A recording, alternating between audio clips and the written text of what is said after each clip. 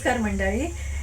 आज आहे देवदिवाळी. त्यानिमित्त आमच्या इथे माझ्या घरापासूनच 2-3 मिनिटाच्या अंतरावर गणपतीचं मंदिर आहे आणि तिथेच स्वामींची छोटीशी मूर्ती स्थापन केली आहे. तर तिथे सर्व स्वामी भक्तांच्या मनात आलं की आपण दीपोत्सव करायचा. तर आता सगळ्या तिथे महिला वर्ग जमा झालाय की दिव्यांची तयारी करायला. तर आपण तिथे जाऊया आणि दीपोत्सव कसा साजरा करतात ते बघूया. चला तर आपण जाऊया आता दीपोत्सव साजरा करायला. तर मंडळी, मी आता इथे गणपतीच्या मंदिरात पोहोचली आहे. इथे मस्त अशी स्वामींची मूर्ती स्थापन केली आहे. आता तिथे खाली मस्त अशा रांगोळी, दिव्यांची रांगोळी पण केली आहे.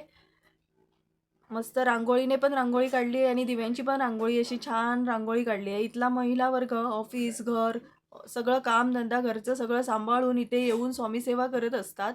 इथे गणपतीच्या मंदिराच्या बाहेरच एक मस्त उंदीर मामांची मूर्ती पण स्थापन केली आहे आणि त्याच्या बाहेर ही महिला वर्ग सगळा दिसतोय तुम्हाला.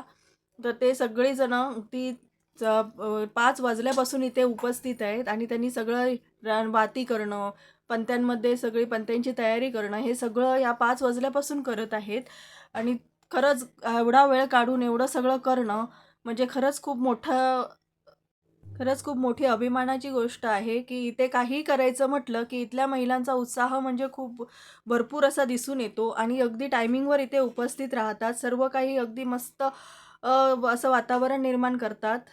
आजकाल सगळीकडे रूढी परंपरा सगळ्या बंद होत चालल्यात असं ऐकायला मिळतं, पण आमच्याकडे मात्र असं नाही. आमच्याकडे असं आम्ही काही करायचं ठरवलं की आम्ही सर्व मिळून इथे उत्साहाने सगळं करत असतो.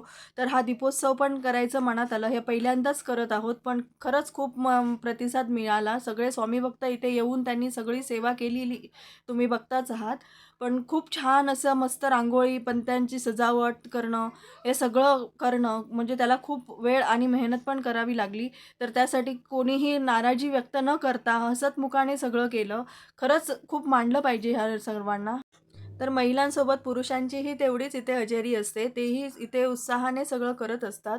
त्यामुळे आमच्या इथे जागा कमी असली तरीही उत्साह मात्र कमी होत नाही. स्वामींची अशी मस्त मूर्ती आहे इथे. खूप छान वाटतं. इथे आल्यावर खूप प्रसन्न वाटतं. आम्ही नेहमी इथे येतो. दर गुरुवारी इथे आरतीही होते स्वामींची आणि खूप छान वाटतं. मग सर्व महिला वर्ग जेव्हा आरती असते तेव्हा संध्याकाळी 6:45 वाजल्यापासूनच सगळी तयारी चालू असते. त्याच्यानंतर 6:15ला आरती होते. पण आज देवदिवाळी असल्यामुळे देवदिवाळीनिमित्त कोणीतरी असं म्हटलं की आज दीपपूजन करायचं. तर सर्वजण मोठ्या उत्साहाने इथे हो म्हणलं आणि सगळेजण इथे उपस्थित राहिले. मस्त अशी दिव्यांची हे मस्त उजळण वाटते, मस्त छान वाटतं इथे.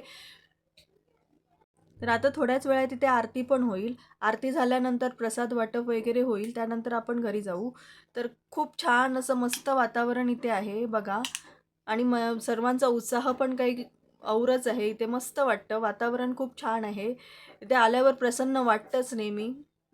खूप छान मस्त अशी सजावट पण करतात. खूप मस्त वाटतं. असेच वेगवेगळे कार्यक्रम इथे होत जातील आणि असतातही. मस्त वाटतं तेव्हा. आम्ही पण खूप उत्साहाने इथे सहभागी होतो. खूप छान वाटतं. काहीतरी वेगळं करतोय याचा आनंद तर खूपच होतो. आणि हे स्वामींची मूर्ती स्थापन केल्यापासून तर इथे भरपूर स्वामी भक्त इथे येतात आणि मोठ्या उत्साहाने इथे आरती किंवा काही कार्यक्रम असू देत, मोठ्या उत्साहाने इथे सहभागी होतात. तर आता आरतीला सुरुवात झाली आहे. तर आपण आरती करूया आणि नंतर मग आपण पुढचं काय असेल ते बघूया.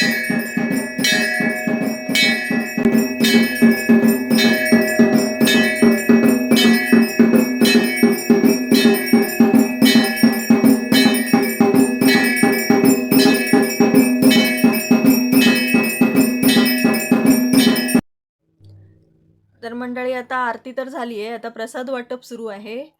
प्रसाद वाटप झाला की या कार्यक्रमाची समाप्ती होईल इथेच. असं मस्त असा हा आमचा कार्यक्रम खूप छान मस्त पार पडला. खरंच खूप धन्यवाद या महिला वर्गांचे आणि पुरुषांचे पण. खूप मोठ्या उत्साहाने आणि आता दीपोत्सव झाला आणि मी घरी आले. आज खूप मजा आली. खूप मस्त वाटलं, प्रसन्न वाटलं अगदी वातावरण. तर आता मी इथे व्हिडिओचा एंड करते.